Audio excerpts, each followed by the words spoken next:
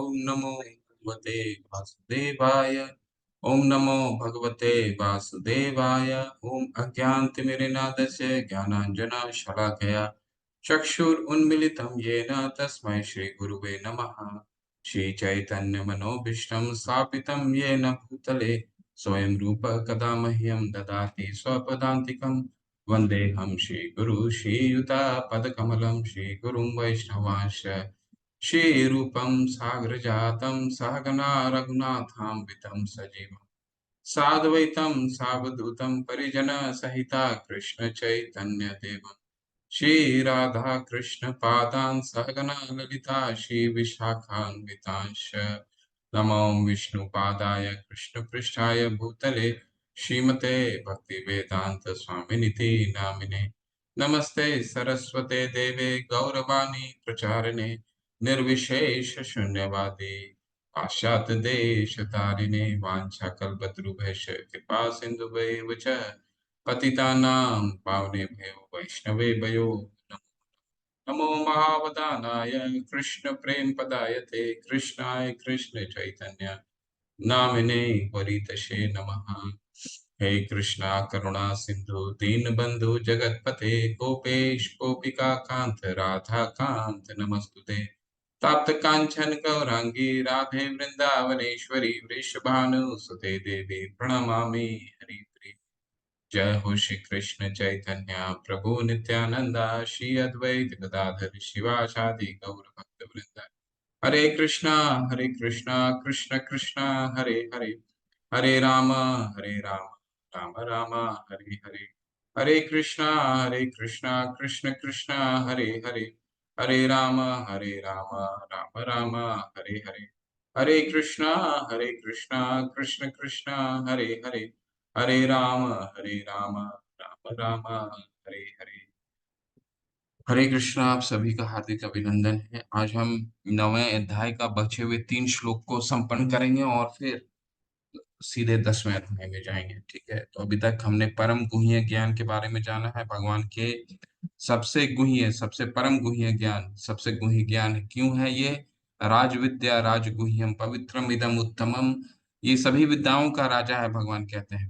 जो 9वां अध्याय हम अध्ययन कर रहे हैं, सभी विद्याओं का राजा है, पवित्र है। प्रत्यक्षागमम धर्मयम, ये प्रत्यक्ष अनुभूति कराता है। किस चीज का? शरीर और आत्मा का प्रत्यक्ष अनुभूति कराता है। ठीक है, और प्रत्यक्षागमम धर्मयम, धर्म है। धर्म भगवान अंतिम के जो 3 श्लोक हैं, बहुत पूरा भगवान ने तो पूरा से हमें समझाया है। और अंतिम के जो निर्देश क्या है, वो गीता, वो हम कंक्लूडिंग जो सबसे अंतिम श्लोक है, वो पूरे गीता का भी सार माना जाता है। तो ये धर्म है और सुसुखम है। सुसुखम क्यों है? क्योंकि ये बहुत ही सरल है। भगवान कह रहे हैं ये बहुत व्यवहारिक ज्ञान है और सरल है। क्यों ऐसा? 9वें अध्याय के 26वें श्लोक में बताते हैं कि ये सरल क्यों है। ठीक है, पत्रम पुष्पम फलम तोयम, जिनके ये इतना सरल है कि कोई पत्र से मेरी भक्ति कर सकता है, कोई फूल दे करके मेरी भक्ति कर सकता है, किसी के पास जल है तो उससे भक्ति कर सकता है, पर बस इतना है कि मुझे प्रेम पूर्वक उसको अर्पित करे और मैं उसे स्वीकार करता हूँ। ठीक है, यह कह करके भगवान फिर अंततः 9वें अध्याय के अंत में उन्होंने क्या बताया? बताया कि उनको भी साधु मानना चाहिए जिनसे थोड़ी सी भी त्रुटि हो जाती है। ठीक है, अभी चेत सुदुराचारु भजते माम अनन्य भाग, अनन्य भाग साधुरेव समंतव्य, उसे साधु समझो कृष्ण। अर्जुन, वो साधु समझना चाहिए जो धर्मात्मा है और भगवान की भक्ति में लगा रहता है, परंतु जीवोपार्जन के लिए, लाइवलीहुड के लिए अगर उससे कोई गलती हो जाती है नित्य कर्म करने में, तो उसको क्षमा, भगवान उसको कह रहे हैं, क्षिप्रम भवति धर्मात्मा शश्वत शांतिम निगच्छति कौन्तेय प्रतिजानाहि न मे भक्त्या प्रणश्यति। ठीक है, उसे भक्ति मानना चाहिए। ठीक है, अब हम 9वें अध्याय का 32वें श्लोक में चलेंगे और अंततः इसके सबसे महत्वपूर्ण, वैसे तो सारा अध्याय बहुत महत्वपूर्ण था, बहुत सुंदर सुंदर वर्ष है। ठीक है, तो अ, इस वर्ष पे आते हैं, बहुत सुंदर वर्ष। अगले 3 श्लोक पे बहुत ध्यान से सुनिएगा, बहुत अच्छे श्लोक्स हैं, बहुत अच्छे वर्सेस हैं ये। माम ही पार्थोपनिषत्र ये स्युपाप योनयः स्त्रियो वैश्यो तथा शूद्रो ते यान्ति पराम गतिम।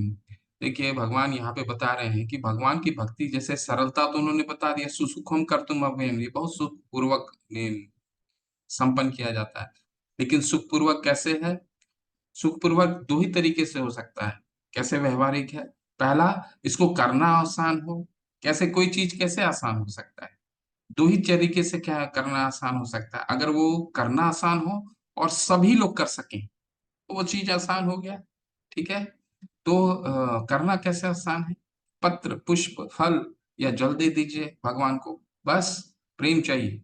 भगवान को सिर्फ प्रीतिपूर्वक सेवा करना है। कोई भी जल अर्पित कर दीजिए, पत्र दे दीजिए, फूल दे दीजिए, परंतु जिनके पास सामर्थ्य है, वो और भी भगवान को दे सकते हैं। ये तो हो गया कैसे करें। अब ये क्या किसी चुनिंदा के लिए होता है भगवान की भक्ति? क्या कोई विशेष लोगों के लिए है? जो हम देखते हैं भगवान कई जो हमारे भौतिक जगत में जो अ, हम जैसे मनुष्य ने जो धर्म बनाया है, शारीरिक धर्म, उसमें देखते हैं कि कुछ लोगों को भक्ति करने के लिए कुछ प्राण कुछ लोगों को भक्ति करने का वो कहते हैं कि ये लोग ज़्यादा भक्ति करने के लिए ये लोग ज़्यादा योग्य हैं। भगवान लेकिन ऐसा नहीं कहते। इसलिए भगवान का भक्ति बहुत ही आसान है। ये इस श्लोक में पता चलता है। कैसे? माम ही पार्थ व्यपाश्यते ये स्यु पाप योनिः। हे पार्थ, जो लोग मेरी शरण ग्रहण करते हैं, वह भले ही निम्न जन्मा स्त्री, वैश्य तथा शूद्र क्यों न हो, वह परम धाम को प्राप्त करते हैं। अब में हमें भगवत गीता में कई जगह स्त्रियों का इस्तेमाल किया गया है, लेकिन यहाँ स्त्रियों को निम्न जन्मा क्यों कहा गया है? क्योंकि पुराने समय में बहुत माताओं को खेद होता है कि कई जगह इस तरह का योग किया है, लेकिन संदर्भ क्या है वो समझने का प्रयास कीजिए। संदर्भ ऐसा है कि स्त्रियाँ वैदिक काल के समय में सिर्फ उनकी उनकी शिक्षाएँ कम होती थी, तो जो शिक्षा ग्रहण करना था वो सिर्फ पुरुषों का कार्य था और माताओं का क्या कार्य था? माताओं का सिर्फ इतना कार्य रहता था कि अपने घर के जो पुरुष होते थे, उनको सहयोग देना ताकि वो भक्ति में अग्रसर हो सकें, ठीक है? परंतु श्रील प्रभुपाद ने ये जो कृष्ण भावनामृत संघ का गठन रचना किया, इसमें उन्होंने बोला पुरुष और स्त्री ये तो हम शारीरिक अवस्था से जान सकते हैं। आध्यात्मिक अवस्था में सर्व सारे सभी के सभी स्त्री हैं। एक पुरुष भी स्त्री है, एक स्त्री भी तो स्त्री है ही। पुरुष पूरे आध्यात्मिक जगत में सिर्फ एक ही है, वो कौन है? भगवान कृष्ण, ठीक है? तो इसीलिए क्योंकि उनका शारीरिक स्तर पर वो ज़्यादा पढ़े-लिखे नहीं होते थे, इसलिए जो पति करते थे, उनका सहयोग ही अ, वो कर सकते थे, वो सहयोग करते थे, उस तरह वो भक्ति में जुड़े रहते थे, ठीक है? शास्त्रों का ज़्यादा अध्ययन नहीं था, इसलिए कहा जाता है कि चाहे वो स्त्री हों, चाहे वो शूद्र हों, शूद्र कौन होता है? चतुर्विधा हमने चतुर्वर्णीय माया सिस्टम गुना कर्म विभागशः भगवान ने जो 4 भाग किए थे वर्णाश्रम धर्म में गुणों के आधार पर, उन गुणों के आधार पर जो 4 भाग हुए थे, उसमें जो श्रमिक भाग है, वो क्या है? सबसे अंत वाला। वो क्या है? उसका कार्य क्या है? उसका कर्तव्य एक ही है कि बाकी के जो 3 लोग हैं आश्रम में, कौन-कौन? ब्राह्मण, क्षत्रिय और वैश्य। ब्राह्मण का क्या कर्तव्य है? हम 18वें अध्याय में पढ़ेंगे। ब्राह्मण का कर्तव्य है कि सभी को भगवान के शास्त्रों, भगवान के संदेश से जोड़ना, भगवान से जोड़ना, ये ब्राह्मण का कार्य है, ठीक है? क्षत्रिय का क्या कार्य है? पूरे समाज को सुरक्षा प्रदान करना। वैश्य का क्या कार्य है? प्रोड्यूस करना, उत्पाद करना ताकि बाकी के जो 3 वर्ग हैं, उनको खा भोजन प्राप्त हो सके। तो वैश्य का कार्य क्या था? वैश्य का कार्य था कि अनाज को उत्पत्ति करना और दूध जितने भी हैं, उत्पत्ति का कार्य वैश्य का था। और जो शूद्र प्राणी थे, शूद्र का क्या था? अपने श्रम से, अपने लेबर से बाकी के 3 जो आश्रम हैं, उनको सहयोग देना, ठीक है? तो सबका अपना-अपना कार्य था। ऐसा नहीं है कि ये कोई निम्न था, वो कोई निम्न था, ऐसा नहीं है। सबका जैसे अब शरीर है, अब शरीर का कोई अंग को आप कोई कार्यरत नहीं रहता है, तो क्या शरीर चल सकता है? तो प्रश्न ही नहीं उठता। ठीक उसी तरह भगवान यहाँ क्या कह रहे हैं, भक्ति सबके लिए सरल है। चाहे वो कोई कोई निम्न जन्मा ही क्यों ना हो, कोई कोई चंडाल भी क्यों ना हो, तो भी भक्ति के लिए योग्य है। तो हो गई ना भक्ति सरल, करना भी आसान है और है भी सभी के लिए। कोई इसमें इसकी योग्यता, कुछ योग्यता नहीं। कि पूर्ण ब्रह्म किं पूर्ण ब्रह्माण पुण्य भक्ता राजऋषयः तथा अनित्यम असुखम लोकम इमं प्राप्य भजस्व माम। फिर धर्मात्मा ब्राह्मणों, भक्तों और राजऋषियों के लिए तो कहना ही क्या। अतः इस क्षणिक दुखमय संसार में आ जाने पर मेरी प्रेमा भक्ति में अपने आप को लगाओ। तो भगवान यहाँ कह रहे हैं कि सबके लिए सरल सरल है। जब निम्न जन्मा के लिए सरल हो सकता है, जो जो उच्च लोग हैं, जो राज ऋषि हैं। राज ऋषि कौन होते हैं? राज ऋषि वो होते हैं जो राजा भी होते हैं और साथ साथ ऋषि भी होते थे वैदिक काल में। उनका एक ही उद्देश्य रहता था कि जितनी भी उनकी प्रजा है, वो सब उनको प्रसन्न भी रखते थे, एडमिनिस्टर भी करते थे और उनको भगवान से जुड़ने का भी कार्य करते थे। इसीलिए उनको कहा गया था राज ऋषि। तो जब निम्न जन्म लोग भगवान से जुड़ सकते हैं, इतना सरल है, तो ऊपर के जो ब्राह्मण वर्ग है उनका तो कहना ही क्या। ठीक है, तो इसीलिए भक्ति क्या है, सरल है। कोई योग्यता नहीं है, करना भी आसान है और सबके लिए है। ठीक है, ये 34वां और अंतिम श्लोक है और ये श्लोक बहुत महत्वपूर्ण है। और ये भगवत गीता का सार श्लोक भी माना जाता है। इसको आप नोट कर लीजिए, स्मरण कर लीजिए, याद कर लीजिए और अपने भगवान अपने घर में जो अर्च विग्रह है, याद करके उनको सुनाइए। ठीक है, क्या है? मन मना भव मत भक्तो मत त्याजी माम नमस्कुरु मामे वैशाशी युक्त एवं आत्मान मत परायणम। भगवान हमें भक्ति कैसे करनी है वो इस श्लोक में बता रहे हैं। ये श्लोक पूरे भगवत गीता का सार भी बोला जाता है और इस श्लोक को भगवान ने 2 बार बोला है। इस यहाँ पे भी बोला है और 18वें अध्याय में भी बोला है। अब कोई भी शब्द अगर 2 बार बोला जाए तो उसकी महत्ता कितनी बढ़ जाती है। इसीलिए ये भक्ति कैसे करना है भगवान यहाँ बता रहे हैं। मन मना यानी अपने मन को मेरे चिंतन में लगाओ, मन मना। ठीक है, मद भक्तो मेरे भक्त बनो, नमस्कुरु मुझे नमस्कार करो और मेरी ही पूजा करो।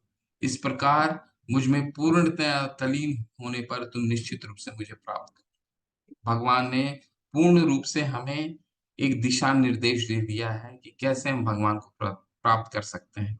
मन मना मन मना मेरा चिंतन करो। ठीक है, लेकिन हम तो कहेंगे भगवान, हम तो हमने भक्ति करना शुरू ही किया है। चिंतन आपका मन में तो चिंतन नहीं आता है, अपने मेरे मन में तो सिर्फ दूसरे-दूसरे चिंतन आते हैं। जो हम पूरे दिन में कार्य करते हैं, उसका चिंतन मेरा मन में चलता रहता है। भगवान बोलते हैं कोई बात नहीं, मेरे भक्त बनो। कैसे भक्त बने भगवान? जो मेरे पार्षद हैं, मेरे गुरु, मेरे जो पार्षद गए हैं, वो कुछ फ़ॉर्मूला देते हैं, उन फ़ॉर्मूला को तुम अपनाओ, माला कर लो। भगवान की अर्च विग्रहों को मंदिर में जाओ, अर्च विग्रह की सेवा करो, उनका श्रवण करो, उनकी उनकी लीलाओं का श्रवण करो, उनका कीर्तन करो, उनका नाम, गुण, यश, लीलाएँ, उनका कीर्तन करो। खुद जानो और दूसरे को भी बताओ भगवान कितने महान हैं। ठीक है? भगवान, लेकिन मैं तो अभी भक्ति करना शुरू किया, अभी तो मेरा आपका मन में चिंतन भी नहीं आता है और भक्त भी कैसे बनूं, पूरी निष्ठा भी नहीं आई है, तो भक्त कैसे बनूं, गुरु को कैसे अपनाऊं? ठीक है, कोई बात नहीं। मत भक्तो मत त्याजी माम नमस्कार, मुझे मेरा नमस्कार करो। मुझे मंदिर में जाते हो, मुझे नमस्कार करो। ठीक है, मत त्याजी माम नमस्कुरु। और क्या कह रहे हैं? माम मा मामेव विश्वासी युक्त एवं, मेरी वो भी नहीं होता है तो मेरी पूजा करो। अपने घर में अर्च विग्रह को लेके आओ, छोटे से कुछ फोटो रखो, उसकी पूजा करो। ऐसा क्यों कह रहे हैं भगवान? इसलिए कह रहे हैं कि हम पूजा करना शुरू करेंगे तो अनुरक्ति आते-आते अगर नमस्कार करना शुरू करेंगे तो एक दिन अनुरक्ति आते-आते हम पूजा करना भी शुरू करेंगे। पूजा करते-करते अनुरक्ति आएगी, हमारे नित्य अगर हम पूजा करते हैं तो अनुरक्ति आएगी, तो फिर हम भगवान की भक्ति भक्ति भी करना शुरू करेंगे। भक्ति यानी कि भगवान के पार्षदों, अगर हमें पूर्ण विश्वास होने लग गया तो भगवान के पार्षदों ने जो हमारे लिए फ़ॉर्मूला दे रखा है, हरि नाम का जप करो, सुबह मंगल आरती करो, भगवान के भोग को भगवान को उच्चिष्ट का ग्रहण करो, ठीक है? उनकी उनकी ग्रंथों को पढ़ो, ठीक है? ये है भक्ति करना, भगवान की सेवा करना। और हम ये कोई अगर भक्ति करना शुरू करता है, करते-करते एक समय ऐसा आएगा कि उसके उसके मन में हमेशा भगवान का मनमना होने लगेगा, ठीक है? तो भक्ति को कितना सरल से बता रहे हैं और व्यावहारिक कितना है, वो भी बता रहे हैं। कोई बहुत बस अंततः क्या है? मनमना, भगवान का चिंतन करना ही मनमना है। लेकिन हम जो समझते हैं मनमना, वो मनमना नहीं है कि हमने तो भगवान का चिंतन कर लिया। नहीं, वैसा नहीं। भगवान का चिंतन शुद्ध अवस्था में ही हो सकता है, ठीक है? जब हम भौतिक आसक्तियों से बिल्कुल इंद्रिय तृप्तियों से बिल्कुल हमारी आसक्ति कम हो जाए, तो देखिए धीरे-धीरे हमारा मन में हमेशा भगवान के प्रति कुछ करने की हमेशा ललक होने लग जाती है। अरे! चलो बाज़ार जाते हैं, भगवान के लिए सब्ज़ी लेके आते हैं, भगवान को उच्चिष्ट को बनाएँगे। अपनी तृप्ति के लिए नहीं कि हमें अच्छी सब्ज़ी खानी है, भगवान के लिए भोग अर्पित करेंगे, भगवान को स्वाद लगेगा, फिर हम उसका उच्चिष्ट को ग्रहण करेंगे। तो हर कार्य में हमें भगवान का चिंतन होने लग जाता है। घर में उनको हम एक सदस्य के रूप में देखने लग जाते हैं, ठीक है? घर में एक और सदस्य है, घर में तो हमेशा जब वो हुँ, अंततः अगर वो आ गया, वही हमारा जीवन का उद्देश्य है, मनमना, ठीक है? तो ये जो श्लोक है, ये बहुत महत्वपूर्ण श्लोक है। इसका रटन-पठन सब आपको नित्य करने का कोशिश कीजिए और कोई 4 या वैसे तो आपको 108 श्लोक दिए हैं, परंतु सबसे कोई पहला श्लोक आपको स्मरण करना है, तो ये है 18वाँ अध्याय का 66th श्लोक, वो है 18वें अध्याय का 62, 63, ये दोबारा 18वें अध्याय का शायद 63वां श्लोक है, याद नहीं है। 63वां श्लोक है, दोबारा भगवान ने इस श्लोक को रिपीट किया है, ठीक है? तो ये श्लोक बहुत महत्वपूर्ण है, जो भगवान बताते हैं कि भक्ति करना, भक्ति मेरी कैसे करूँ, ठीक है? तो ये शायद सबसे अंतिम श्लोक था। मन मना भव मत भक्तो मद्याजी माम नमः। ठीक है, तो आपका 9वाँ अध्याय शेष होता है। अब हम 10वें अध्याय में चलते हैं और 10वाँ अध्याय भी उतना ही महत्वपूर्ण है जितना 9वाँ अध्याय, ठीक है? भगवान का ऐश्वर्य, ऐश्वर्य का क्या मतलब होता है? ठीक है? ऐश्वर्य, ऐश्वर्य अभी तक तो हमने भगवान की शक्तियों के बारे में जाना था। 7वें अध्याय में भगवान क्या कहते हैं? रसोऽहम् अप्सु कौन्तेयो प्रभास्मि शशि सूर्यो प्रणवः सर्ववेदेषु शब्दखः परुषं नृषु। ठीक है, भगवान कहते हैं ना, 7वें अध्याय में भगवान ने अपनी कई शक्तियों का वर्णन किया है। क्या-क्या वर्णन किया है? ये भौतिक जगत क्या है? मेरी बहिरंगा शक्ति है। ये आध्यात्मिक जगत क्या है? मेरी अंतरंगा शक्ति है। जो जीव है वो अंतरंगा शक्ति है। और भगवान ने अपनी और कुछ शक्तियों का बारे में बताते हैं कि मैं जल की ये 2 शक्तियाँ हो गया, फिर कुछ ऐश्वर्य के बारे में बताते हैं। 9वें अध्याय में भी हम भगवान की शक्तियों के बारे में जानते हैं। क्या जाना अभी 9वें अध्याय में? कि भगवान जो हैं, वो सभी उनसे सभी चीज़ें उद्भूत होती हैं, सबको भगवान की अध्यक्षता में कार्य करते हैं।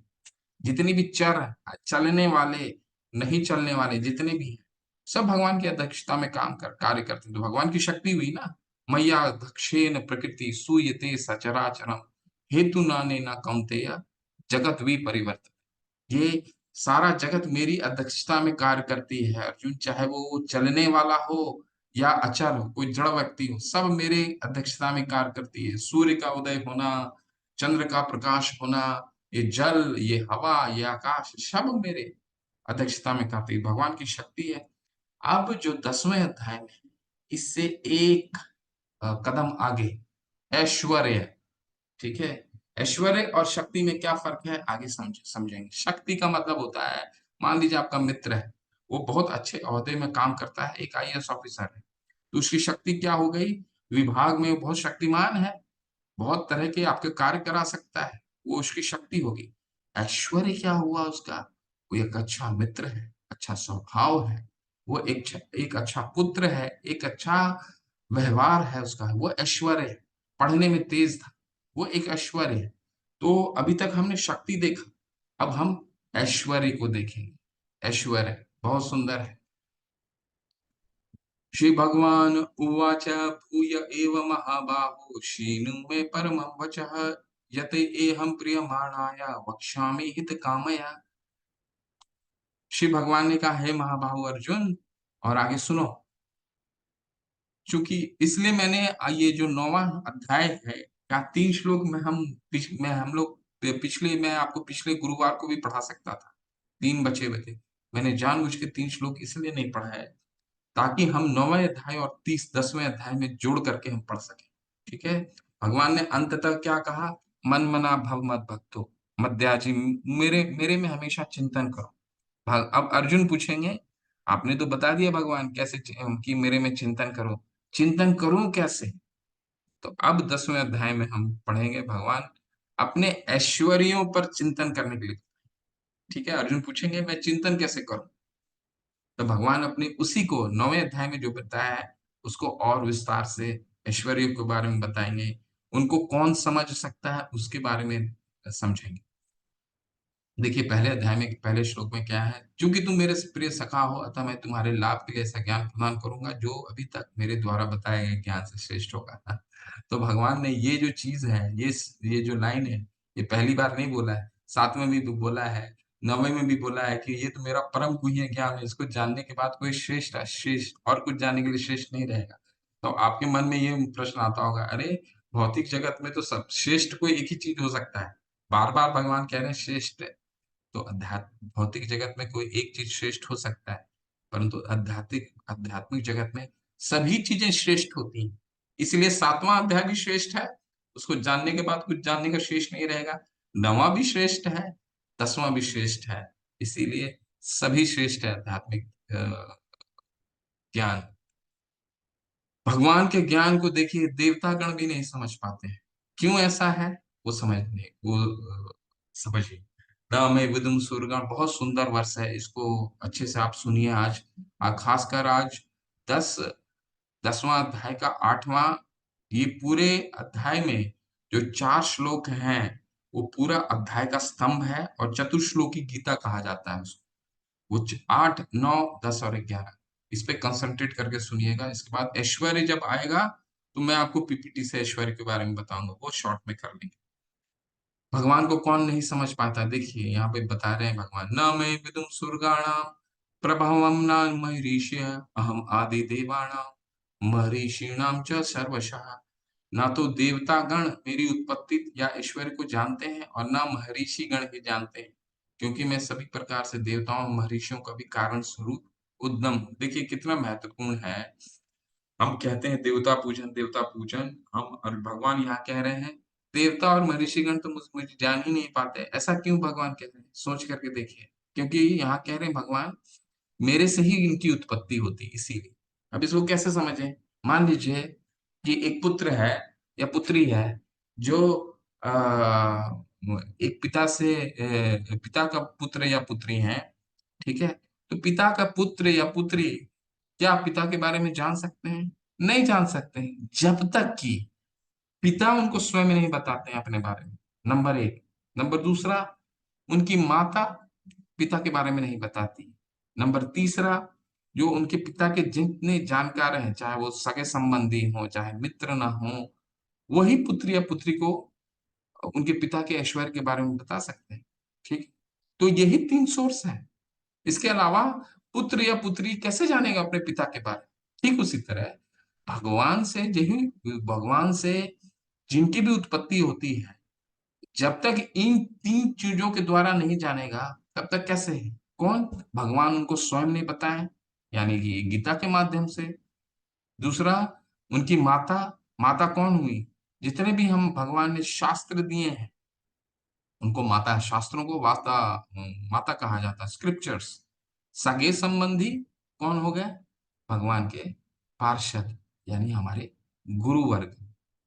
तो जब तक ये तीन लोग नहीं बताएंगे, तब तक भगवान को समझना देवताओं के लिए भी कठिन है, क्योंकि उनकी उत्पत्ति उन्हीं से होती है। एक पुत्र या पुत्री अपने पिता के बारे में सिर्फ इन तीन विधियों से ही जान सकता है। इसीलिए भगवान कह रहे हैं, ना मैं विदुम स्वर्गाणाम, कोई नहीं जान पाता मेरे को, सिर्फ क्योंकि वो उनकी उत्पत्ति मेरे से होती है। यो माम अजन्मनादि, यो माम अजन्म अनादिं च वेति लोकमहेश्वरम् असमूढ़ समर्थयेषु सर्व पापे प्रमुच्यते। जो मुझे अजन्मा, अनादि, समस्त लोगों के स्वामी के रूप में जानता है। ये देखिए, अभी बताया उन्होंने, कोई मुझे देवता या महर्षि गण भी नहीं जानते। महर्षि गण कौन है? जो हमारे से ऊपर के लोकों में रहते हैं, वो भी नहीं जानते भगवान को। ठीक है, लेकिन भगवान को कौन जानेगा? जो मुझे अजन्मा अनादि समस्त लोगों के स्वामी के रूप में जानता है। मनुष्यों में केवल वही मोहर है और समस्त पापों से मुक्त हो सकता है। ये भगवान पहली बार नहीं बोल रहे हैं, चौथे अध्याय में भी उन्होंने बोला है। क्या बोला है उन्होंने?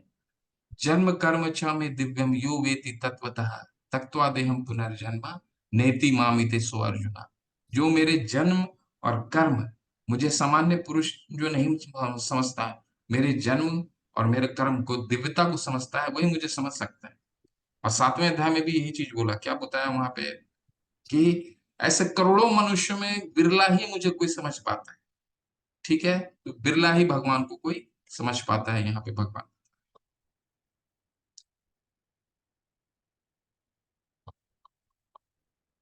देखिए, जो भी सातवें अध्याय में भी हम भगवान के ऐश्वर्य के बारे में पढ़े थे, थोड़ी सी ऐश्वर्य। क्या भगवान बोलते हैं कि मैं बलम बलवताम च बुद्धि बुद्धि बुद्धि बुद्धिमताम अस्मि, यानी मैं बुद्धिमानों का बुद्धि हूँ और बलवानों का बल हूँ। वो बल जो काम के लिए यूज नहीं होता। भगवान ने सातवें अध्याय में बताया था ना। अभी इसी चीज को और भगवान आगे बढ़ा रहे हैं। देखिए, बुद्धि ज्ञानम असम्मोह क्षमा सत्यम दमः क्षमा सुखम दुखम भाव अभाव भयम चा भयमेव च अहिंसा समतम अहिंसा समता तुष्टिम तापो ज्ञाने यशो अयशः भवन्ति भावा भूतानां मता एव पृथक विधा। बुद्धि ज्ञान संशय तथा मोह से मुक्ति, क्षमा भाव, सत्यता, इंद्र निग्रह, मन निग्रह, सुख तथा दुख, जन्म मृत्यु, भय अभय, हिंसा, समता, तुष्टि, तप, दान, यश तथा अपयश, जीवों के ये विविध गुण मेरी द्वारा उत्पन्न है। चिंता मत कीजिए, भगवान इसको 16वें अध्याय का पहला 3 श्लोक में देवी गुण के बारे में जब समझाएंगे, तो हम 26 गुण जो भगवान को अति प्रिय है, ठीक है, अभयम सत्वम शुद्धि ज्ञान योग व्यवस्थित, ऐसे 26 भक्तों के गुण जो हैं, वो भगवान, जो भगवान का भक्त होता है, वो उसमें स्वतः ही दैवी गुण विकसित हो जाते हैं। वो गुण भगवान को बहुत प्रिय हैं। वो गुण भी भगवान कह रहे हैं मेरे द्वारा ही उत्पन्न होते हैं। ठीक है, तो कितना सुंदर है। जो देवी गुण भी उत्पन्न होते हैं एक व्यक्ति में, एक भक्त में, भगवान कह रहे हैं वो सारे गुण मेरे द्वारा उत्पन्न किए जाते हैं। वो, उसका कोई क्रेडिट नहीं है। ठीक है, महर्षि सप्तम पूर्वे चत्वारो मनव मनवस्तथा मत भावा मनसा मनसा जाता येषाम लोक इमाम प्रजा।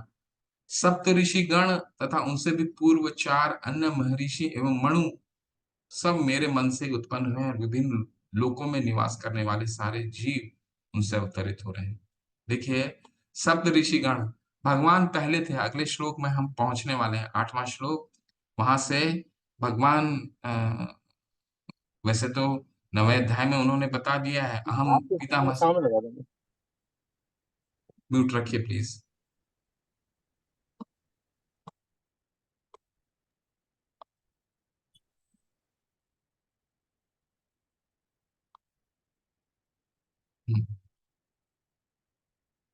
सप्त ऋषिगण तथा उनसे भी पूर्व, तो भगवान सर्वप्रथम ही, अ, अभी हम आगे वाले श्लोक में पढ़ेंगे कि भगवान सभी की उत्पत्ति के कारण है।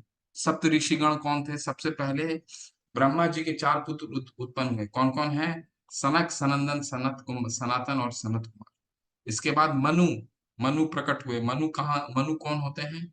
जिनसे मनुष्य, मनुष्य के पिता मनु, ठीक है, मनु का प्राकट्य हुआ। फिर सप्त ऋषिगण आए, ठीक है, जिस सप्त ऋषिगण कौन है? जिससे हमारा गोत्र आता है, वो ऋषियों के नाम है, ठीक है, गोत्र आता है, भारद्वाज, ऐसा है ना। तो अब ये क्लियर, इस श्लोक से ये बहुत स्पष्ट होता है कि विज्ञान हमें बताता है कि भगवान से हमारा पूर्वज कौन थे। ऐसा वो बताते हैं ना, पूर्वज कौन था? बंदरों से पूर्वज, हमारे पूर्वज बंदर थे। लेकिन शास्त्र, भगवान हमें क्या समझा रहे हैं कि सप्त ऋषिगण तथा 4 महर्षि एवं मनु मेरे से उत्पन्न होते हैं। विभिन्न लोकों में निवास करने वाले जीव, सारे जीव उनसे अवतरित होते हैं। ये अंडरलाइनिंग शब्द है, सारे जीव उनसे अवतरित होते हैं। यानी कि हमारा ये मनोकल्पना है कि हमारे पूर्वज एक जानवर है, या मंकी है, या बंदर है। हमारे हमारे पूर्वज कौन है? ऋषिगण है, मनु है, जिनके नाम से हमारा नाम होता है मनुष्य, ठीक है। जिस जिस मनु काल में हम लोग हैं, उनका मनु चल रहा, उनका नाम है वैवस्वत मनु। सबसे पहले मनु जो सब अभी जो चल रहे हैं वो वैवस्वत मनु, ठीक है। तो ये इससे क्लियर होता है। एतां विभूति योगम च मम यो वेति तत्वतः सो अविकल्पेन योगेन युज्यते न अत्र संशय। जो मेरे ऐसे ऐश्वर्य तथा योग से पूर्णतः आश्वस्त है, वो मेरी अनन्य भक्ति में तत्पर होता है, इसमें तनिक भी संदेह नहीं है। भगवान अभी, भगवान महान है।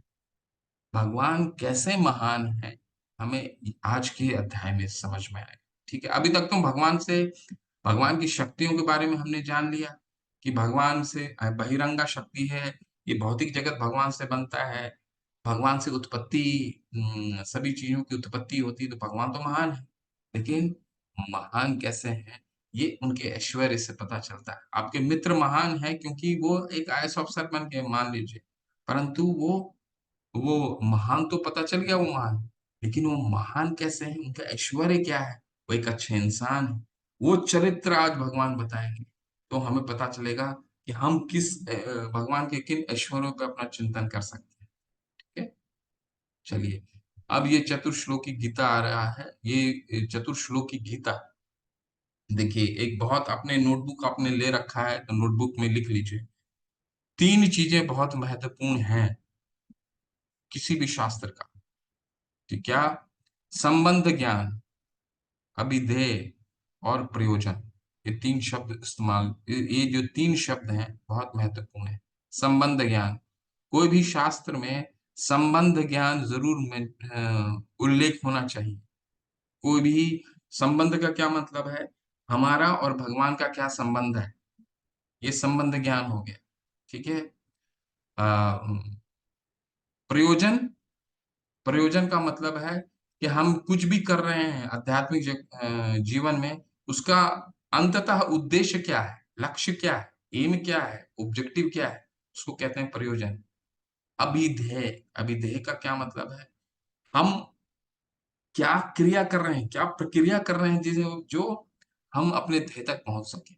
तो कोई भी शास्त्र आप पढ़ते हैं, तो इस शास्त्र का 3 मुख्य उद्देश्य होता है: संबंध, अभिधेय और प्रयोजन, ठीक है। हमारा भगवान के क्या उस शास्त्र में ये बताया गया है कि नहीं बताया गया है, ये देखना हमें जरूरी है कि हमारा और भगवान का क्या संबंध है। हम भक्ति करके हमारा प्रयोजन क्या है, मतलब एम क्या है, ऑब्जेक्टिव क्या है, और उस ऑब्जेक्टिव को पाने के लिए हम किस तरह का प्रोसेस फॉलो करें, तो वो क्या कहा जाता है? विधेय। संबंध ज्ञान, विधेय ज्ञान और प्रयोजन। तो ये जो श्लोक जो हम 4 पढ़ने वाले हैं, ये 3 तत्व को, 3 प्रिंसिपल को स्थापित करता है, ठीक है।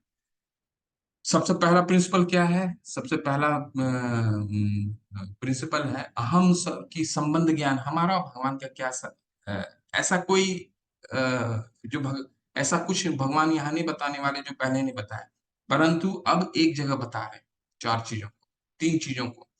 अहं सर्वस्व प्रभवो मत्तः सर्वं प्रवर्तते इति मत्वा भजन्ते मां बुधा भाव समन्विता। मैं समस्त आध्यात्मिक और भौतिक जगत का कारण हूँ। 7वें अध्याय में भी भगवान ने बताया, क्या बताया कि जितनी भौतिक जगत है, वो भूमिरा अपनलो वायु खम मन बुद्धिरेव च अहंकार इति यं मे भिन्ना प्रकृतिरिष्टधा। ये 8 तरीके 8 शक्तियाँ मेरी बहिरंगा शक्तियों को संचालित करती है। 8 कौन? पंचतत्व, पंचभूत। कौन से पंचभूत? अ, भूमि र अपनलो वायु, भूमि, अग्नि, जल, अग्नि, वायु, आकाश, ये 5 3 सूक्ष्म, अ, मन, बुद्धि, अहंकार। और भगवान ने कहा कि मेरी जो आध्यात्मिक शक्ति है, वो भी मेरे से उद्भूत होती है। देखिए उसी का, और ये फिर भगवान कह रहे हैं, मैं समस्त आध्यात्मिक तथा भौतिक जगतों का कारण हूँ। भगवान सबसे पहले प्रकट हुए, इसके बाद सारे कुछ आया। प्रत्येक वस्तु मुझसे ही उदित उदित है। अहम सर्वस्व प्रभव मत्तः सर्वम प्रवर्तते। जो बुद्धिमान या भली भांति जानते हैं, वे मेरी प्रेमा भक्ति में लगते हैं तथा हृदय से मेरी पूजा में तत्पर होते हैं। भगवान यहाँ पे क्लियर बताते हैं, स्पष्ट बताते हैं, भगवान सर्वप्रथम भगवान का प्राकट्य, इससे पहले कोई नहीं आया। तो हमारा और भगवान का क्या संबंध हुआ? हम भगवान से प्रकट हुए, यह संबंध ज्ञान।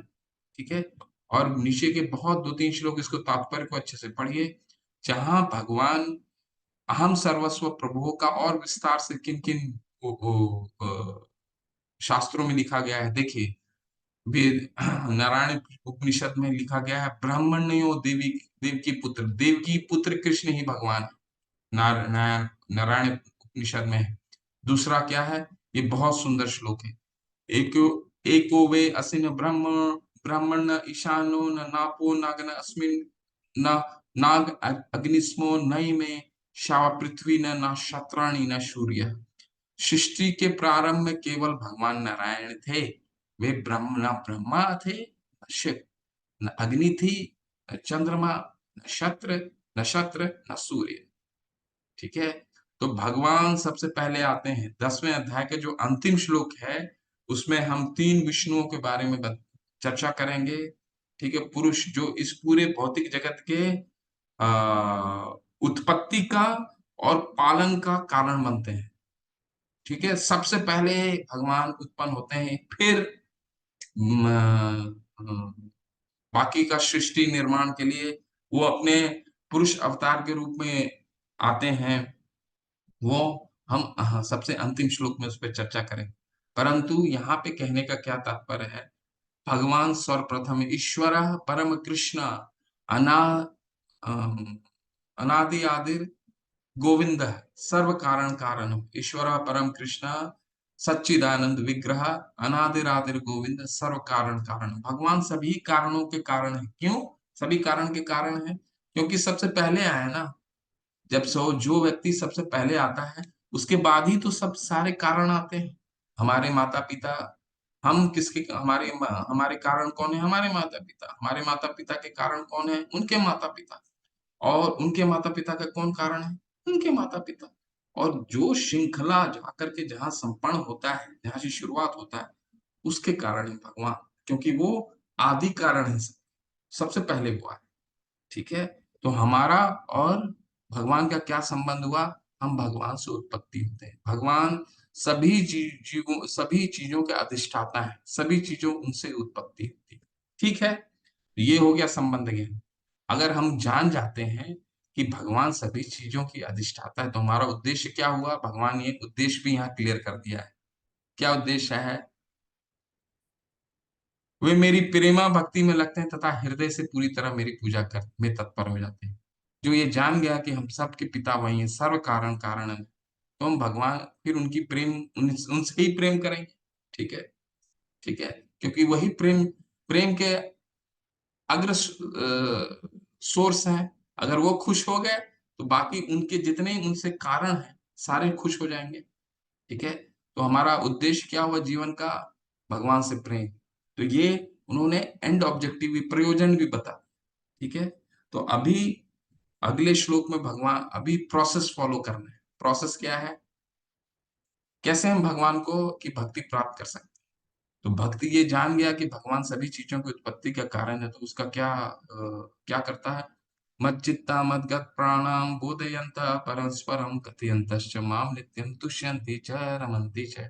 बहुत सुंदर श्लोक है ये सब। ये 10, 8, 9, 10 से 11 अच्छे से पढ़िए, तात्पर्य को पढ़िए। बहुत अच्छे श्लोक हैं, याद करना, इसको रटन पठन निरंतर करिए। मुझे शुद्ध भक्तों के विचार मुझ में वास करते हैं, उनके जीवन मेरी सेवा में अर्पित रहते हैं और वे एक दूसरे को ज्ञान प्रदान करते तथा मेरे विषय में बातें करते हुए परम संतोष तथा आनंद का अनुभव करते। तो भक्त लोग प्रयोजन यानी कि अभिधेय क्या क्या प्रोसेस फॉलो करते हैं ताकि वो भगवान की अ, प्रयोजन पा सकें, यानी भगवान की भक्ति का पा सकें। क्या करते हैं? उनके विचार मुझ में वास करते हैं, मन मना उनकी जीवन मेरी सेवा में अर्पित करते हैं। वो जीवन भी अर्पित कर देते हैं उनकी सेवा में। वे एक दूसरे को ज्ञान प्रदान करते हैं, भगवान का कीर्तन करते हैं और मेरे विषय में बातें करते हुए परम शो संतोष तथा आनंद का अनुभव करते हैं।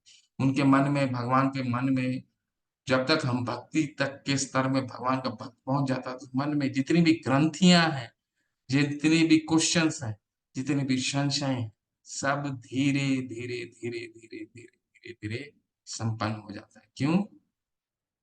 क्योंकि हमारे जितने भी ग्रंथियां हैं, वो संपन्न खत्म होने लग जाते हैं धीरे धीरे धीरे धीरे धीरे। ठीक है, तो ये क्या हो गया? ये हो गया अभिधेय। ठीक है, अभिधेय हो गया, तो प्रयोजन क्या होगा? भगवान क्या करेंगे? देखिए भगवान कैसे, ऑब्जेक्टिव क्या कैसे करते हैं? तेषां सतत युक्तानां भजता प्रीतिपूर्वकं ददामि बुद्धि योगं तं येन मामुपयान्ति ते। जो प्रेम पूर्वक मेरी सेवा करने में निरंतर लगे रहते हैं, मैं उन्हें ज्ञान प्रदान करता हूँ जिसके द्वारा वे मुझ तक आ सकते हैं। तो ये भगवान का प्रयोजन हो गया। भगवान भगवान भक्तों को क्या कैसे रेसिप्रोकेट करते हैं? ठीक है, ये 4 श्लोक कितने सुंदर है। पहले तो उन्होंने बताया क्या? कि मैं सभी चीज़ों का उत्पत्ति का कारण हूँ, आध्यात्मिक और भौतिक दोनों। फिर क्या बताया कि जो भक्त ये जान जाता है, वो क्या करता है?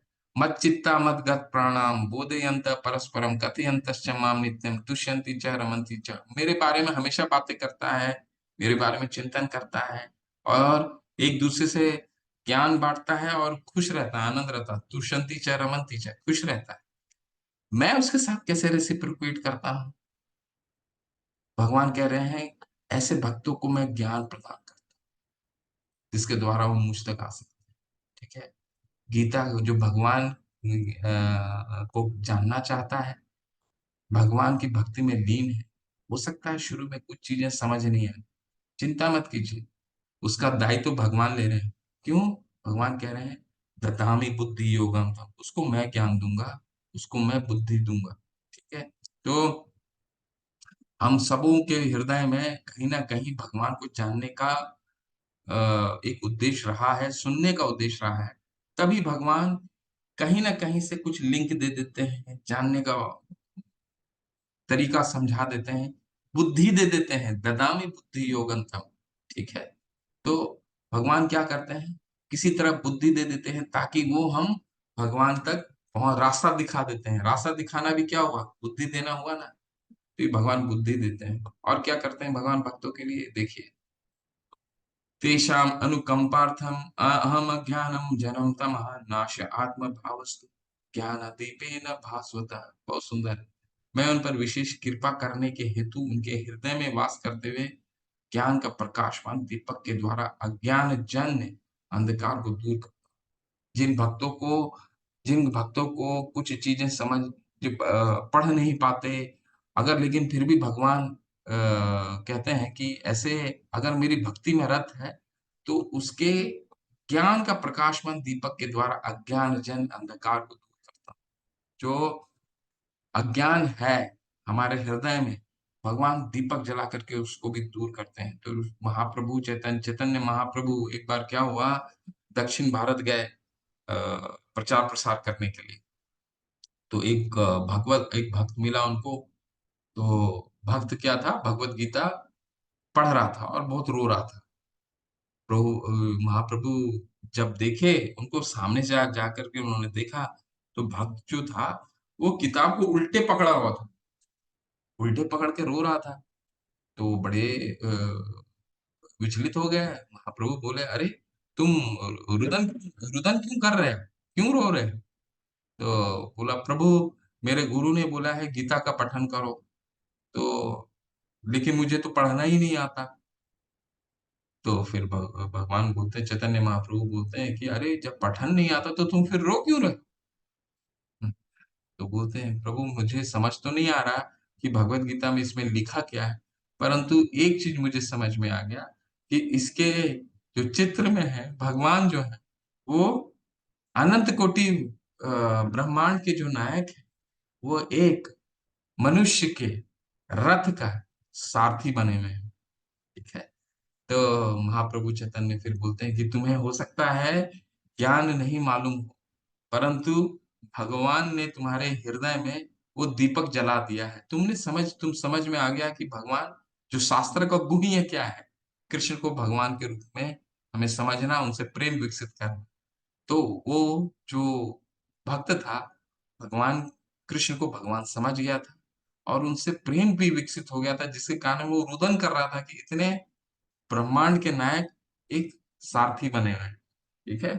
तो मुख्य सार उसको समझ में आ गया था। तो भगवान ज्ञान दीपेन भास्वत, जिसको अगर शास्त्रों को पढ़ने भी नहीं आता, कुछ नहीं ज्ञान है, भगवान लेकिन अगर भक्ति कर रहा है तो उसके हृदय में भगवान दीपक जलाते हैं। इतना बोलना था कि अर्जुन जो थे भगवान के शरणागत होते हैं। ये जर्नी कहाँ से शुरू हुई?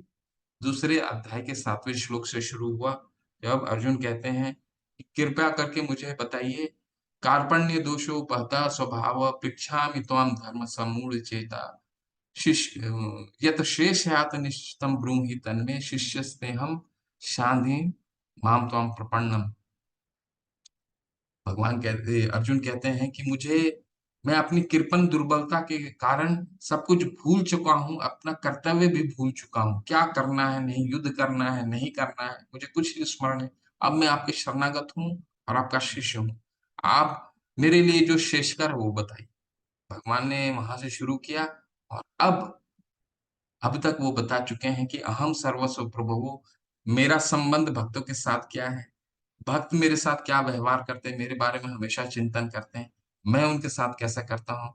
ज्ञान दीपेन भास्वता, अगर अंधकार है तो उनके हृदय में ज्ञान देता हूँ, अगर अज्ञान है तो ददामी बुद्धि योगंतम, उनको बुद्धि भी देता हूँ।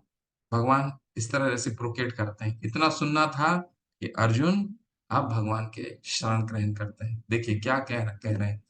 परम परम अर्जुन उवाच, परम परम परम धामम पवित्रम परमं भवाम पुरुषं शाश्वतं दिव्यम आदिदेवम अजम विभुम अहोस्त्वाम ऋषय सर्वे देव ऋषि नारद तथा आसीतो देवलो व्यासः स्वयं चैव ब्रवीषि मे।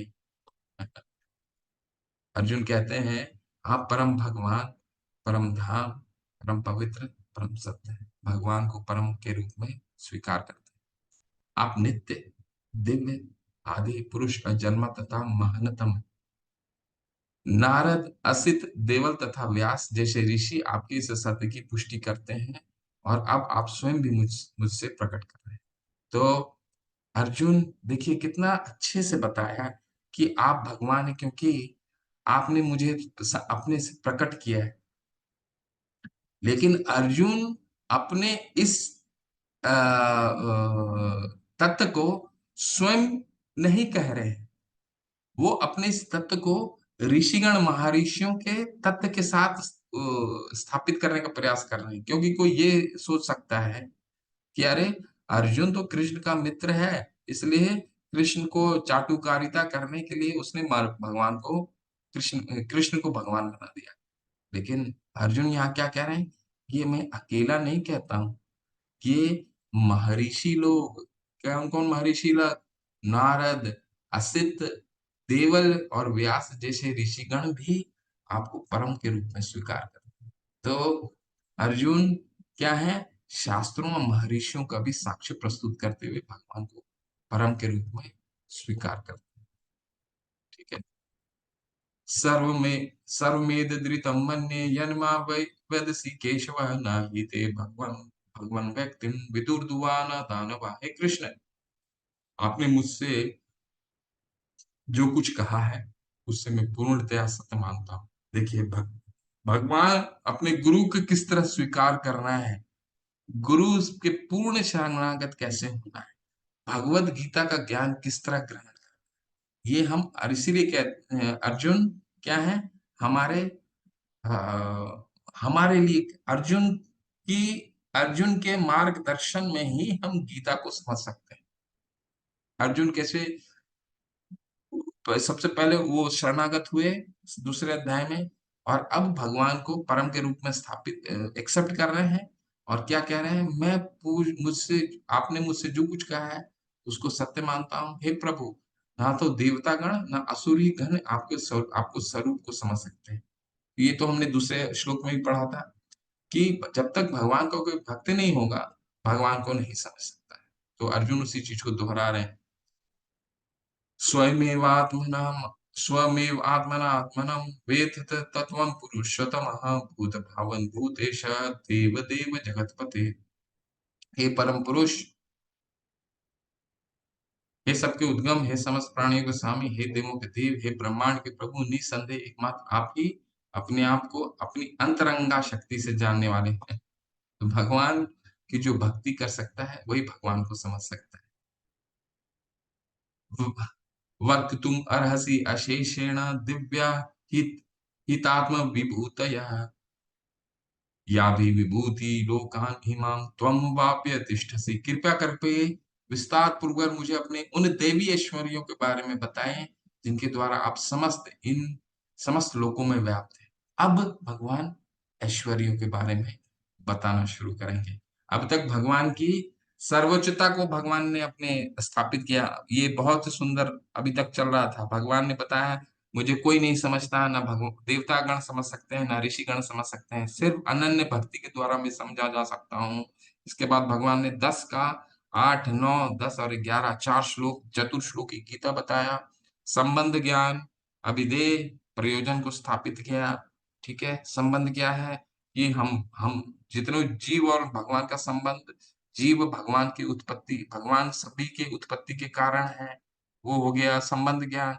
और इसके बाद फिर जो ये जान जाता है वो क्या भगवान की भक्ति की क्या प्रोसेस फॉलो करता है, भगवान के बारे में निरंतर मच्चित्ता मद्गत प्राणाम, भगवान के बारे में चिंतन करता है, भगवान का मच्चित्ता मद्गत प्राणाम बोधयंत परस्परम कथयंत माम नित्यम तुष्यंति च रमंती च। भगवान का कीर्तन करता है, एक दूसरे से भगवान की गाथा को सुनता है, सुनाता है और प्रसन्न रहता है। तुष्यंति च रमंती च। भगवान फिर कैसे रेसिप्रोकेट करते हैं, बुद्धि देते हैं बाकी भगवान के निकट कैसे कोई आ सके। ठीक है, फिर ज्ञान दीपेन भास्वता, अगर किसी को अज्ञान भी है तो ज्ञान का दीपक जलाते हैं। ठीक है, ऐसा करते ही भगवान अर्जुन क्या करते हैं, भगवान के शरण ग्रहण करते हैं, बोलते हैं कि आप परम परम ब्रह्म परम धामम पवित्रम परमम भवाम, आप पवित्र, आप परम भगवान हैं। और ये मैं अकेला नहीं कह रहा हूं, ये नारद देवल आसित व्यास जैसे ऋषिगण भी इस तत्व को स्थापित करते हैं। अब अर्जुन पूछ रहे हैं, आपने तो बोल दिया मन मना भव मत भक्तो, मन आप अब आप अपने ऐश्वर्यों के बारे में। ठीक है, कथम विदामहम योगित्स्वा सदा परिचिन्तयन् केषु केषु च भावेषु चिन्त्योऽसि भवन भगवन् मया। हे कृष्ण, हे परम योगी, मैं किस तरह आपका निरंतर चिंतन करूं और आपको कैसे जानूं। हे भगवान, आपका स्मरण किन किन रूपों में किया जाए।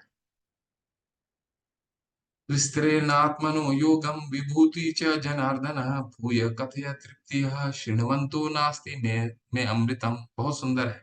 भगवान अभी अर्जुन अपने ऐश्वर्यों के बारे मतलब भगवान से ऐश्वर्यों के बारे में पूछ रहे हैं, अपने ऐश्वर्य के बारे में बताइए।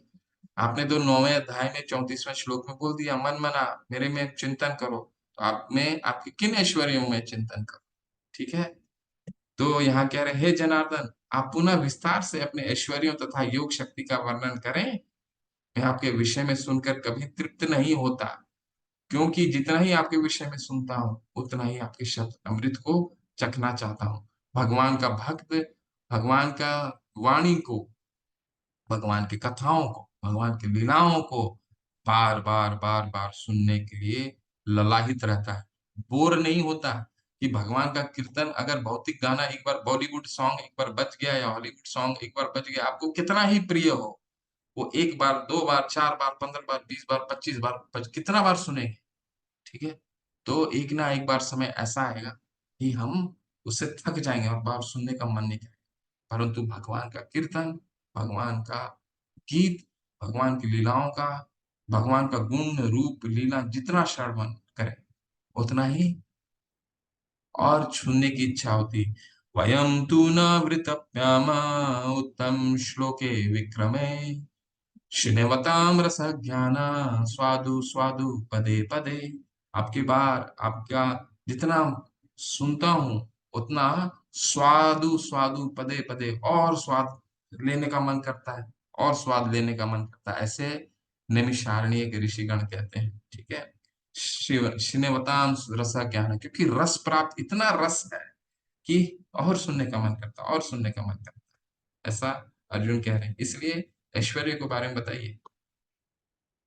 चलिए ऐश्वर्य शुरू हो रहा है। 4-5 ऐश्वर्य करेंगे। अभी ऐश्वर्य शुरू होगा। इसके इसको कर लेते हैं। 4-5 ऐश्वर्य के बारे में पढ़ेंगे। फिर कल शुरू करेंगे। श्री भगवान उवाच हन्ते ते कथयिष्यामि दिव्या हि आत्मविभूतयः प्राधान्यतः कुरुश्रेष्ठ न नास्यन्तो विस्तरस्य में। श्री भगवान ने कहा, हाँ, अब मैं तुमसे अपने मुख्य मुख्य वैभव युक्त रूपों का वर्णन करूंगा, क्योंकि हे अर्जुन, मेरा ऐश्वर्य असीम है। भगवान भगवान अभी अपने ऐश्वर्य बताना जा रहे हैं। आपको भी ये आश्चर्य हो रहा होगा। अरे, भगवान अपने ऐश्वर्य कैसे बता सकते हैं? भगवान तो ऐश्वर्यों, हमने पढ़ा था दूसरे अध्याय में, भगवान के ऐश्वर्य क्या है? अनलिमिटेड है। तो यहाँ पे लिमिटेड ऐश्वर्य कैसे बताएंगे कि 10 श्लोक या 15 श्लोक में खत्म कर देंगे? नहीं, ऐसा नहीं होने वाला है। भगवान कह रहे हैं मुख्य मुख्य वैभव युक्त रूपों का वर्णन, कुछ चुनिंदा बताएंगे जो सिर्फ अंश मात्र है, भगवान के एक अंश मात्र है, ठीक है? कुछ चुनिंदा है, क्योंकि भगवान के ऐश्वर्य तो कोई सारे 18 के 18 पुराण, इतिहास, उपनिषद सब कम पड़ जाएंगे। भगवान को ऐश्वर्य अनलिमिटेड है, ठीक है? तो भगवान ऐश्वर्यों के बारे में बताते हैं। ये हम लोग ऐश्वर्य जो है वो, हाँ, ये पढ़ लेते हैं, इसके बाद फिर हम उसे अहम आत्मा गुणाकेश सर्वभूता भूताशय स्थितः अहमादिदिश्च मध्यम च भूतानामनंत एव च। हे अर्जुन, मैं समस्त जीवों को हृदय में स्थित परमात्मा हूँ। मैं ही समस्त जीवों का आदि, मध्य तथा अंत हूँ, ठीक है? इस श्लोक में अर्जुन को गुड़ाकेश शब्द से संबोधित किया है। देखिए, गुड़ाकेश का नाम हमेशा स्मरण रखिए। गुड़ाकेश का मतलब होता है, अर्जुन को गुड़ाकेश कहा जाता है। क्या है गुड़ाकेश का मतलब? गुड़ाकेश वो जो दो दो मतलब, क्या मतलब है दो? एक तो जिसने ज्ञान से अपने अज्ञान पे विजय पा लिया है, ठीक है? अज्ञान पे कैसे विजय पाया है अर्जुन ने? पहले तो कह रहे थे वो कि मैं युद्ध नहीं करूंगा, क्योंकि वो भ्रमित हो गए थे, ठीक है? अपने अपने रिश्तेदारों को देख करके भ्रमित हो गए थे। परंतु उस अज्ञान को ज्ञान दीपेन भास्वता, भगवान ने 9 अध्याय लगाए, दूसरे अध्याय के बाद 7 अध्याय लगाए। और अब भगवान अर्जुन क्या कह रहे हैं? आप परम ब्रह्म परम धामम पवित्रम परमम भवम, आप परम भगवान हैं और आप जो कुछ कह रहे हैं उसकी सत्यता को मैं स्वीकार करता हूँ। वो मान रहे हैं कि अब युद्ध करना चाहिए। तो पहले तो गुडाकेश का मतलब हो गया अपने अज्ञान को ज्ञान ज्ञान वो अज्ञान रूपी अंधकार को हटा लिया उन्होंने। दूसरा, अर्जुन भौतिक रूप में भी अपने नींद पे उन्होंने विजय पा लिया था। कैसे?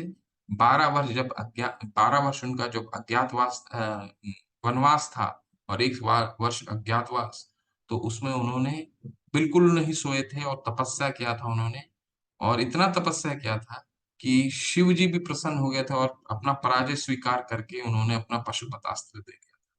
तो उस दौरान वो ऊपर के लोगों को विचरण करके भी आए थे।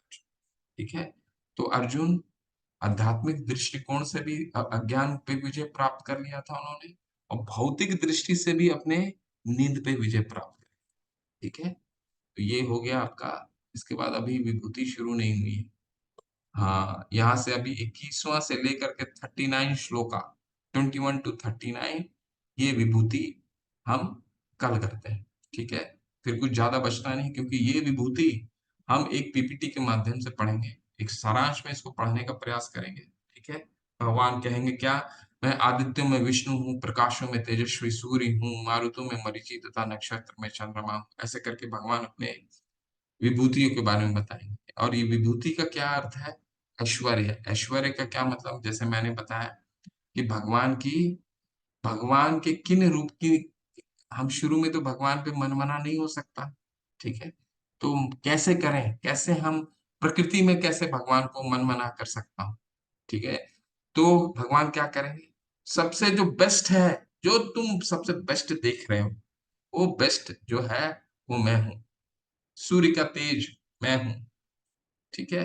आदित्यों में विष्णु मैं हूँ, 12 आदित्य थे ना, 12 आदित्य में भगवान वराहदेव थे, वामन देव, तो वो वामन मैं हूँ, आदित्यों में विष्णु। तो ऐसे करके भगवान अपने करीबन 82 विभूतियों के बारे में बताएंगे, 82 विभूतियों के बारे में बताएंगे, ठीक है? और फिर इस अध्याय को हम कंक्लूड करेंगे। तो कल ये हम कंक्लूड करेंगे और 11वां अध्याय भी हम शुरू करेंगे। हरे कृष्णा।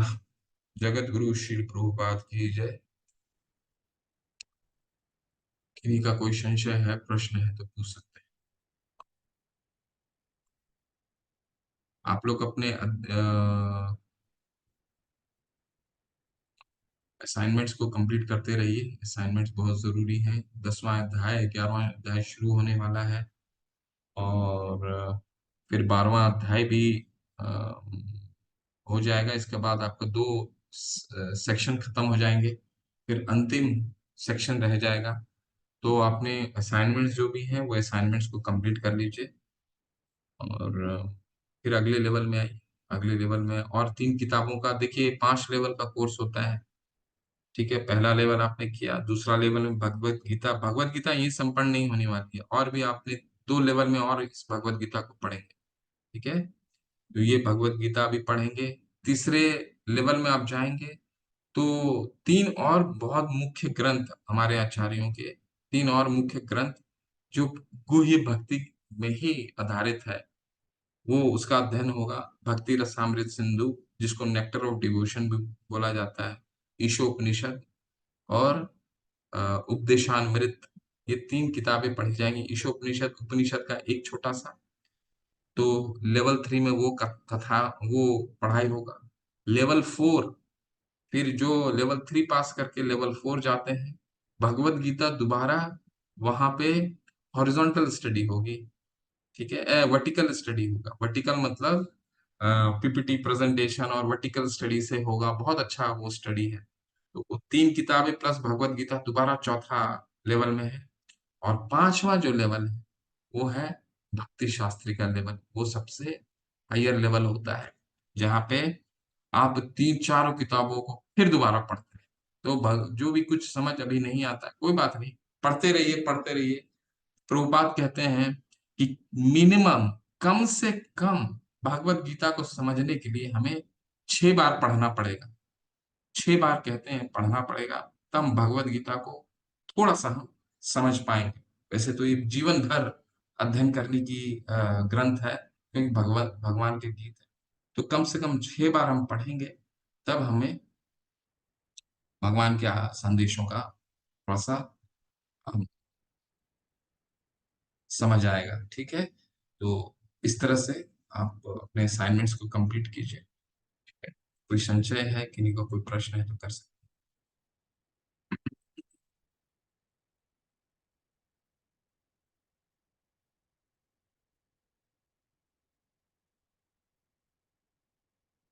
कोई संशय नहीं है आज?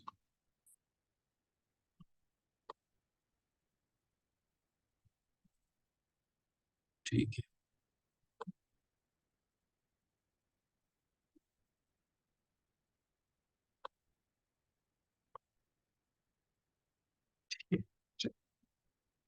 वाञ्छाकल्पतरुभ्यश्च कृपा सिन्धुभैः च पतितानां पावनेभ्यो वैष्णवे भयो नमो नमः। अनंत वैष्णव वृंद की जय, श्रील प्रभुपाद की जय, नवाचार्य हरे कृष्ण। आप सभी